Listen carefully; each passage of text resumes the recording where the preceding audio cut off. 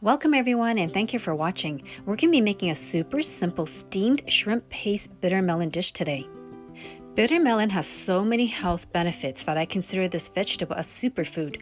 One of the reasons I love growing bitter melon in my garden is that it's super healthy, so productive, and I don't have any problems with critters or insects. For today's steamed bitter melon recipe, you will need a super ripe bitter melon. Once your bitter melon starts to turn yellow and has this golden color, you'll know that it's super ripe and perfect for this dish. Cut it in half and then slice it into smaller pieces. What's great about this variety of bitter melon is that all the seeds actually is at the other end of the bitter melon, and this side of the bitter melon has no seeds.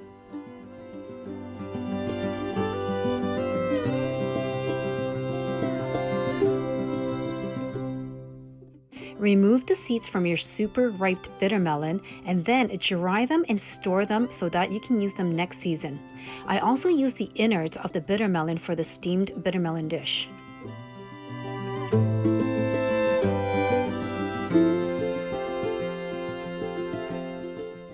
Add 1 teaspoon of shrimp paste and 1 tablespoon of oil to the bitter melon.